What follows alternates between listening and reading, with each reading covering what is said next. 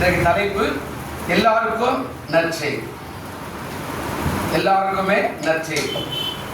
வேத பகுதி மார்க் 13:1 13 வரையில் இருக்கிற இது ஒரு பெரிய பகுதி. மார்க் எழுதின சுவிசேஷம் 13ஆம் அதிகாரம் 1வது வசனத்திலிருந்து 13வது வசனம் வரையில் இந்த பகுதி சொல்லப்படுகிறது. எல்லாருக்குமே நற்செய்தி கொடுக்கிற ஒரு பகுதியாக இந்த பகுதியை அவர்கள் தேர்ந்தெடுத்திருக்கிறார்கள். அதனால் அதனுடைய நாமத்துக்கு மகிமையுண்டாகட்டும். இதனுடைய நோக்கம் என்ன அப்படின்னா, இதில் சொல்லப்படுகிற ஒரே ஒரு காரியம், இதனுடைய நோக்கம் என்ன அப்படின்னு கேட்டிங்கன்னா, அதாவது கடைசி கால அடையாளங்கள். கடைசி கால அடையாளம் அப்படின்னா நடக்க போகிற சம்பவத்தை குறித்து பேசுகிற ஒரு காரியம். இதில் 4 காரியம் மிக முக்கியமாய் இந்த 13ஆம் அதிகாரத்தில் சொல்லப்படுகிற ஒரு காரியமாக இருக்கிற 4 காரியம். ஒன்று, எச்சரிக்கையாய் இருங்கள். 13:5 அவர் சொல்றாரு, இயேசு அவர்களை பிரதியுத்தரமாக, ஒருவனும் உங்களை வஞ்சிக்காதபடி என்ன செய்யுங்க, எச்சரிக்கையாய் இருங்கள். 2வது பகுதி, அநேகரை வஞ்சிப்பார்கள். 13:6 அதை சொல்றாரு, ஏழில அநேகர் வந்து என் நாமத்தை கொண்டு நானே கிறிஸ்து என்று சொல்லி அநேகர் என்ன பண்ணுவாங்க, வஞ்சிப்பார்கள், அதாவது ஏமாற்றுவார்கள். 3வது பகுதி, சகல ஜாதிக்கோ நற்செய்தி. அதாவது இந்த நடுவில் 3வது பகுதி சொல்றாரு, சகல ஜாதிக்கோ நற்செய்தி. 13:10 சொல்றார், சகல ஜாதிகளுக்கும் சுவிசேஷம் முந்தி பிரசங்கிக்கப்பட வேண்டும். 4வது பகுதி, முடிவு பரியந்தோ நிலை நிற்பவனே ரட்சிக்கப்படுவான். அதாவது 13:13 அந்த வார்த்தையை சொல்றார், என் நாமத்தின் நிமித்தம் எல்லாராலும் என்ன செய்யப்படுவீங்க, பகைக்கப்படுவீர்கள், முடிவு பரியந்தோ நிலை நிற்பவனே ரட்சிக்கப்படுவான். இந்த 4 பகுதியை உள்ளடக்கிதான் இந்த பகுதியை ஒரு நற்செய்தி பகுதி என்று சொல்லப்படுகிற பிரியமானவர்களே. அப்ப இந்த 4ம் எப்போ நடக்குது அப்படின்னா, இயேசு மரணத்துக்கு போறதுக்கு முன்னாடி இந்த காரியத்தை சொல்லுகிறார். மரணத்துக்கு ஏற்படுகிற பிரச்சனைகள், இது போராட்டமான ஒரு பகுதி என்று சொல்லலாம். அதுக்கு முன்னாடி ஆண்டவர் எல்லாவற்றையும் சொல்றார். நீங்க எச்சரிக்கையா இருங்க, அநேகர் வஞ்சிப்பாங்க, ஜாக்கிரதையா இருங்க, சகல ஜாதிக்கு சுவிசேஷம் அறிவிக்கப்பட்ட பிறகுதான் முடிவு வரும், அதனால நீங்க அவசரப்படாதீங்க.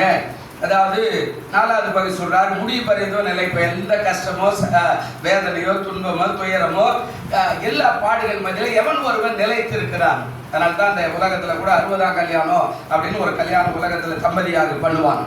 அப்ப 60ஆம் கல்யாணம் எப்படின்னா, அந்த கல்யாணம் பண்ணி 60 வருஷம் புருஷனோட மனைவியோட நல்ல உறவு முறை, அம்மந்தி உறவோட பிள்ளைகளை பெற்றெடுத்து எல்லா கஷ்ட நஷ்டங்களை சகித்து அந்த அம்மா உள்ள வரும்போது ஒரு 4 நாத்தனார் இருந்திருப்பாங்க, ஒரு 2 மச்சல்மார் இருந்திருப்பாங்க, எல்லாருக்கும் கல்யாணம் பண்ணி வச்சு அவர்களை சீர் சனத்தை அனுப்பி வச்சு இந்த புருஷனோட வாழ்ந்து இவர்களுக்கு கொடுக்கப்பட்ட பிள்ளைகள் எல்லாம் கல்யாணம் பண்ணி மருமகள் பார்த்து பேர பிள்ளைகளை பார்த்து நல்ல வாழ்ந்து சுகித்து இருக்கிற காரியத்துல தான் அதை செய்வாங்க.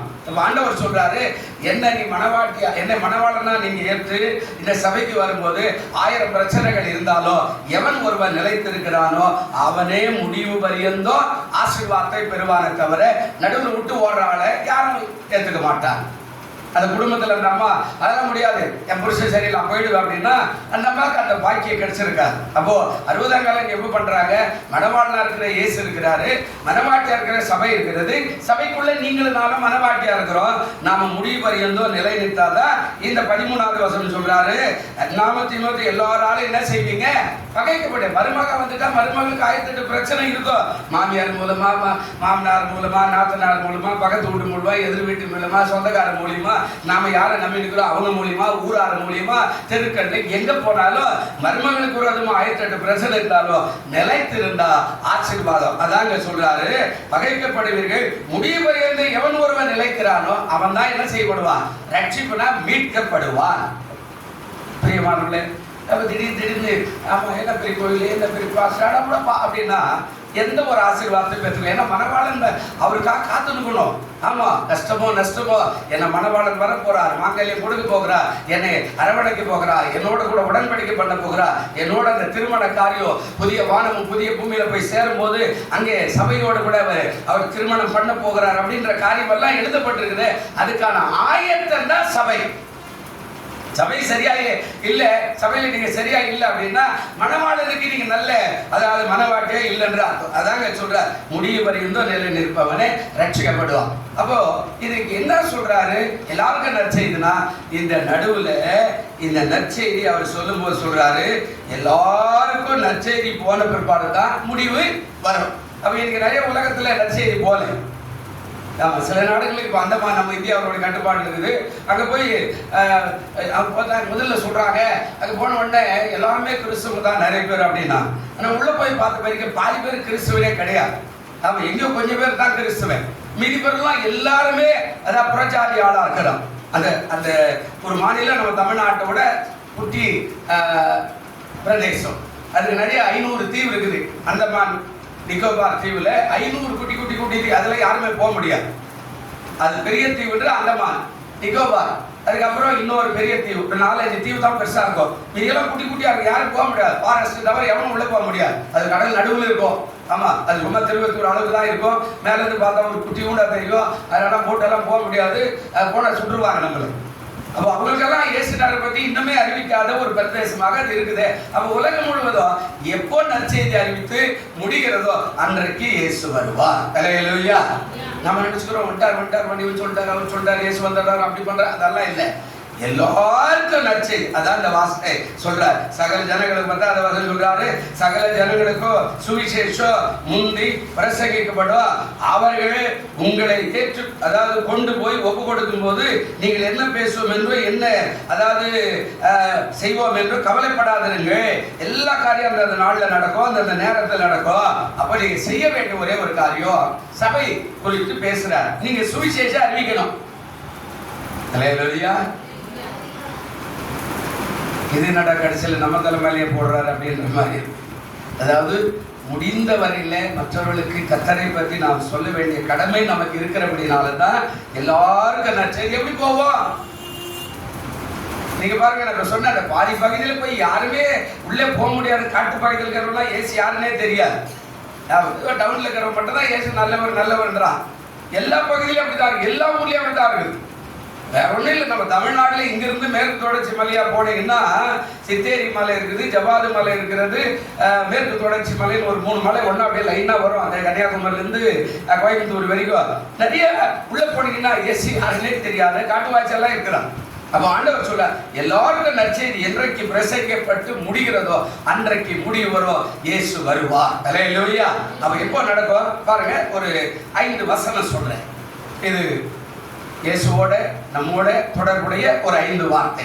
அப்ப எல்லாருக்கும் எப்படி நற்செய்தி வரும்? முதலாவது காரியம் மத்தேயு சுவிசேஷம் 24:14 வசனம் இருக்குதா பாருங்க. மத்தேயு சுவிசேஷம் 24:14 என்ன சொல்றாரு? ராஜ்யத்தினுடைய இந்த சுவிசேஷம், அதாவது ராஜ்யம்னா இந்த உலக ராஜ்யத்துக்குரிய இந்த சுவிசேஷம் பூலோகம் எங்கும் உள்ள சகல ஜாதிகளுக்கும் சாட்சியாக பிரசங்கிக்கப்படும். அப்பொழுது முடிவு வரும். அப்ப முதல் காரியம் என்ன சொல்றாரு? ஏதாவது ராஜ்யத்தினுடைய இந்த சுவிசேஷம் பரலோகத்துக்குரிய சுவிசேஷமா வைக்கல. எப்ப இயேசு வந்தாரோ அன்னைக்கு சுவிசேஷம் உலகத்துக்கு வந்துருச்சு. அதாவது அவர் சொல்றார், அவர் இருக்கும் போது பரலோகத்தில் இருந்தார், அவர் கீழே வந்து உலகத்துக்கு வந்த பிறகு அது அவரோடு சேர்ந்து உலகத்துல வந்து அவர் இங்கே விட்டுட்டு அவர் போயிட்டார். அதனால போக சில காரியங்கள்லாம் சொல்லுவார். என் சமாதானத்தை உங்களுக்கு நான் என்ன செய்யறேன், வைத்து போகிறேன். உலகம் கொடுக்கிற பிரகாரம் அல்ல, அதை நான் கொண்டு வந்தேன், உங்களுக்காக வச்சுட்டேன், நீங்க அதை எடுத்துட்டு போங்க அப்படின்ட்டார். அப்ப என்ன சொல்றாரு? முதல் காரியம் என்ன சுவிசேஷம்? ராஜ்யத்தினுடைய இந்த சுவிசேஷம் பூலோகம் என்கிற உள்ள சகல ஜாதிகளுக்கு என்ன செய்யப்படும்? சாட்சியாக. இந்த உலகத்தில் இருக்கிற சேனை பேருக்கு அது சாட்சியாக பிரசங்கிக்கப்படும் போது முடிவு வரும். அப்போ நம்ம கடமை நமக்கு நிறையா இருக்குது இல்லை? ஏதோ வந்தோம், சர்ச்சுக்கு வந்தோம், நல்ல காரியம் நடக்குது, கல்யாணம் நடக்குது, நம்ம பிள்ளை பிறகுது, வேலை கிடைக்குது, வியாபாரம் கிடைக்குது, ஓஹோ நல்லா ஆகிட்டோம், ஒரு நல்ல வீடு, நம்ம எல்லாம் சுகமாயிட்டோம், இனிமேல் கோயில் வேண்டாம், இனிமேல் சுவிசேஷம் வேண்டாம், இனிமேல் அதெல்லாம் போகணும்னு அவசியம் இல்லை, நமக்கு தான் எல்லாமே கிடைச்சிடுச்சு அப்படின்னு நம்ம இந்த குறுகிய வட்டத்திலே நிற்கிறோமே தவிர இயேசு சொன்னதை நாம் செயல்படுத்த முடியாது போறதுனால தான் சுவிசேஷம் போகலை. அல்லேலூயா. ஒரு ஜபத்துக்கே நம்ம வரமாட்டோம்ல, குரூப்பா போட்டோம், இன்னார் வரணும் இன்னார் வரணும், மற்றவங்க எப்போ வரட்டும், அந்த குரூப் மட்டும் வந்து உட்கார்ந்து அழுதா கூட ஒரு அற்புதம் நடக்கும். அப்போ யாரும் வரல. அப்போ ஆண்டவர் ஆண்டவர் சொல்றாரு, ராஜ்யத்தினுடைய இந்த சுவிசேஷம், பரலோகத்துல சுவிசேஷம் இல்ல, ராஜ்யத்தினுடைய இந்த பூலோக ராஜ்யத்தினுடைய சுவிசேஷத்தை நீ போய் சொல்லு, நீ நல்ல ஆயிடுவ, நீ சுகமாயிடுவ, நீ பலப்பட்டுருவ, உன்னை ஆசீர்வதிக்கிற, தேவன் உன்னை பாதுகாக்கிற. இதான் சுவிசேஷம். பெருசா போய் நீ பரலோகம் போயிடுவ அப்படி, அதெல்லாம் ஒண்ணுமே இல்லை. இயேசு நல்லவருங்க, உங்களை ஆசீர்வதிப்பார். ஒரே ஒரு வார்த்தை போதும். ஆட்டோவில் இருந்து ஏறும்போது இறங்கும்போது, தம்பி இயேசு நல்லவர், உன்னை ஆசீர்வதிப்பார். பஸ்ல இருந்து இறங்கும்போது பக்கத்துல இயேசு நல்லவர், தங்கச்சி உன்னை ஆசீர்வதி சொல்லி பாருங்க, சுவிசேஷம் தானாக போயிடும். ஆனா நம்ம அப்படி இல்லை. பக்கத்துல யாரும் உட்காந்து தீவிரவாதி உட்காந்துருந்தா கூட நம்ம அப்படியே உட்காந்து பார்த்துன்னு இருப்போம். அவன் யாரா இருந்தா நமக்கு என்ன? அவன் முதல்ல ராஜ்யத்தினுடைய சுவிசேஷம். மத்தேயு 4ஆம் அதிகாரத்துக்கு முன்னாடி இந்த வார்த்தை சொல்லியிருக்கிறோம், இது பின்னாடி வருகிறேன். மத்தேயு 4ஆம் அதிகாரம் 23வது வசனத்தை கொஞ்சம் பாருங்களேன். இங்க ஒரு வார்த்தை சொல்றாரு. இது என்ன சுவிசேஷம் அப்படின்னா, மத்தேயு 4ஆம் அதிகாரம் 23வது வசனம் அழகான ஒரு வார்த்தை சொல்றாரு. இயேசு கலிலேயா எங்கும் சுற்றி நடந்து அவருடைய ஜெப ஆலயங்களில் உபதேசித்து ராஜ்யத்தின் சுவிசேஷத்தை பிரசங்கித்து ஜனங்களுக்கு உண்டாயிருந்த சகல வியாதிகளையோ சகல நோய்களையோ நீக்கி சொஸ்தமாக்கினார். அதிகாரம் நமக்கு கொடுக்கப்பட்டார். நீ போய் உபவாசம் இருந்தோ, நல்ல நல்ல செவிக்கிறவனா இருந்தோ, வேத வாசிக்கிறவனா இருந்தோ, சுத்தமா இருந்தோ, உண்மை உள்ளவனா இருந்தோ, தினந்தோறும் தவறாமல் அதிகாலையிலையோ எப்போ குடும்ப ஜபமோ தனி ஜபமோ செய்து அபிஷேகத்துக்குள்ள நீதி நியாயமா நடக்கிறான்டா, நீ போய் ஒரு வியாதிஸ்தனால கையே வைக்கிறாரு, அவனுக்காக பக்கத்துல நின்று ஜெபம் பண்ணா அவன் வியாதி மாறிடும். அல்லேலூயா. அதான் ஆண்டவர் சொல்றார். எல்லாவற்றையும் நீக்கி சொஸ்தமாக்கினார். அவர் என்ன? ராஜ்யத்தின் சுவிசேஷத்தை அவர் பிரசங்கித்து ஜனங்களுக்கு உண்டாயிருந்த நிந்தை, ஜனங்களுக்கு நிறைய நிந்தை இருக்கிறது, அதை நீக்கினாலே சுவிசேஷம் வந்துடும். நீ சும்மா போயிட்டு பயப்படாதீங்க, நான் உனக்காக நல்லா உபவாசிக்கிறேன், நீ நல்லாயிடுவ, உன் வாழ்க்கை சீராயிடும், ஒரே ஒரு வார்த்தை சொல்லி பாருங்க, வியாதி உள்ள அவனுக்குள்ளதான் ஆட்டோமேட்டிக்கா ஊறி அது அப்படியே சுகத்தை கொண்டு வந்துடும். என் வார்த்தையை ஏசினார். நீ சொல்றது யாருடைய சாணாதிபதி, அவருடைய சாணாதிபதி என்ற ஸ்தானத்துல நான் சொல்றேன், நிச்சயமா நீ சுகமாவ. அதான் சுவிசேஷம். இது நம்ம செய்யணும். இது நம்ம செய்யலாம், நம்ம மேல கணக்கு வரும். இது செய்யும் போது கர்த்தர் ஆசீர்வதிப்பார். மூன்றாவது லூக்கா எழுதின சுவிசேஷம் 7ஆம் அதிகாரம் 22வது வசனம் பாருங்க. 7ஆம் அதிகாரம் 22ல ஒரு வார்த்தையை ஆண்டவர் பேசுறார். இயேசு அவர்களுக்கு பிரதியுத்தரமாக, நீங்கள் கொஞ்சம் போய் கண்டவைகளையும் கேட்டவைகளையும் யாருக்கு சொல்லுங்க? யோவானுக்கு அறிவியுங்கள். குருடர் பார்வையிடுகிறார்கள், சப்பானிகள் நடக்கிறார்கள், குஷ்டரோகிகள் சுத்தமாகிறார்கள், செவிடர் கேட்கிறார்கள், மரித்தோர் எழுந்திருக்கிறார்கள், தரித்திரருக்கு சுவிசேஷம் என்ன பண்ணுது? அதாவது கஷ்டப்படுற தரித்திரர்.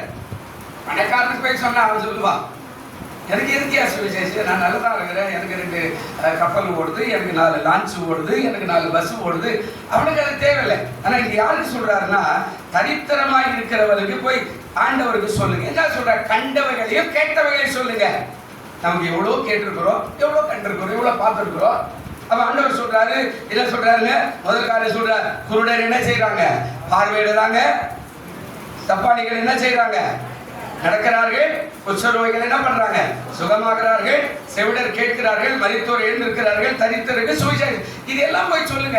இங்க அற்புதம் நடந்துக்கிறீங்க, எங்க சபையில ஜெபம் பண்ணிக்கிறீங்க, அவங்க பிள்ளைகள் ஒரு பிள்ளை கொடுத்துருக்கிறாங்க, இவங்க எல்லாரும் சாட்சிங்க, இவங்களுக்கு கல்யாணம் ஆகிருக்குதுங்க, இவங்க எல்லாரும் சாட்சிங்க, இவங்க பலவீனமா இருந்தாங்க, ஜெபம் பண்ணுங்க, அவங்களுக்கு சுகத்தை கொடுத்த இவங்க சாட்சிங்க. கண்ட விலை கேட்ட விளைவா தரித்திரருக்கு போய் சொல்லுங்க. அவன் யாருக்கவே தரித்திரமா இருக்கிறா, நொந்து போய் இருக்கிறா, வியாதியில் இருக்கிறா, சாபத்தில் இருக்கிறா, சாப்பாடு இல்லாத இருக்கிறா, துணிமணி இல்லாத இருக்கிறா, அவருக்கு சொல்லு, அது ராஜ்யம் எங்கும் கடந்து போகும் என்று 3வது ஆண்டவர் சொன்னார். 4வது சுவிசேஷம் எங்க சொல்றாரு பாருங்க. அப்போஸ்தலர் நடவடிக்கைகள் 28ஆம் அதிகாரம், அப்போஸ்தலர் நடவடிக்கைகள் 28ஆம் அதிகாரம் 23வது வசனத்துல ஒரு வார்த்தையை ஆண்டவர் பேசுறார். 28, 23ல ஒரு வார்த்தை இருக்கிறது. என்ன அழகான வார்த்தை பாருங்க. அதற்காக அவர்கள் ஒரு நாளை குறித்து அநேகம் பேர் அவன் தங்கியிருந்த வீட்டிற்கு அவரிடத்துல வந்தார்கள்.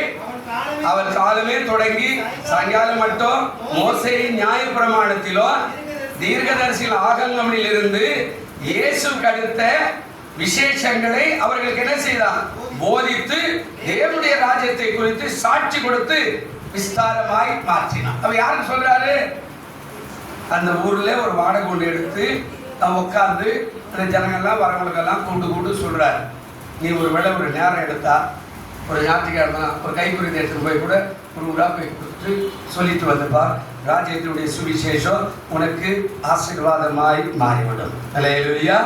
ஆண்டவர் சொல்றாரு எல்லாருக்கும் நற்செய்தி அப்படின்னா ஏதோ சர்ச்சில் உட்காந்து பிரசங்கம் பண்ண எல்லாருக்கும் போகுது. 40 நிமிஷத்துல பிரசங்கம் பண்ணா எல்லாருக்கும் போய் சேர 40 நிமிஷத்துல பிரசங்கம் பண்ண அந்த 40 நிமிஷத்துல செய்தியை இங்க சர்ச்சில் இருக்கிற 100 பேரை கேட்டு ஆளுக்கு ஒரு ஆளுக்கு சொன்னா போதும். 100 பேருக்கு 200 பேர் ஆயிடும். அந்த 200 பேருக்கு சொன்னா அது 400 பேருக்கு ஆயிடும். ஆண்டவர் தான் சொல்றாரு. அப்போ சுவிசேஷம் எப்படி அப்படின்னா, நீங்க கண்டவைகளும் கேட்டவைகளும் சுவிசேஷம் மாறீங்க, அப்பதான் முடிவு வரும், அப்பதான் இயேசு வருவாரு. அதனால சொல்றார், இருக்கிற நாள் வரையில எல்லாருக்கும் நற்செய்தியை கர்த்தர் கொடுக்க விரும்புகிறார். அல்லேலூயா. பழைய ஏற்பாட்டு ஒரு வார்த்தை வாசி இருந்திருக்கலாம். ஒரு வார்த்தை சொல்றார், சங்கீதக்காரன் தான் இதுக்கான முன்னோடியான ஆள். 22ஆம் சங்கீதத்துல ஒரு வார்த்தையை பேசுறார். இவன்தான் எல்லாத்துக்குமே முன்னோடி, இயேசுநாதருக்கு முன்னோடியா இருந்து சில காரியங்களை அவன் செய்கிறவனால் இருப்பான். இதுல அவன் எல்லாத்தையும் முன்னோடியா இருக்கிறான். சங்கீதம் 22:22 சொல்றார், உம்முடைய நாமத்தை என் சகோதரருக்கு அறிவித்து சபை நடுவில் உண்மை நான் என்ன செய்வேன்? என்னுடைய சகோதரர்களுக்கு போய் சொல்லுவேன், சபை நடுவில் இருக்கிற என் சகோதரர்களுக்கு சொல்லுவேன், குடும்பத்தில் இருக்கிற என் சகோதரர்களுக்கு சொல்லுவேன். அழகா பேசுறார். எதுக்காக அப்படின்னா, உம்முடைய நாமத்தை என் சகோதரருக்கு அறிவித்து சபை நடுவில் நான் என்ன செய்வேன்? எப்போ? 21 சொல்றாரு, என்னை சிங்கத்தின் வாயிலிருந்து ரட்சியோ, நான் காண்டாமிருகத்துக்கு ஒத்த கொம்புகளில் இருக்கும் போது எனக்கு என்ன பண்ணுங்க? நடுவில் சிக்கி இருக்கிறதே, வியாதியில, வேதனையில, வறுமையில, வேலை இல்லாதப்போ, வியாபாரம் இல்லாதப்போ, துன்பம், துயரம், கஷ்டம் சிக்கி இருக்கிறேன், என்னை விடுவித்தீங்க. அதை நான் எல்லாருக்கும் போய் சபை நடுவில் அறிவிப்பேன். அல்லேலூயா.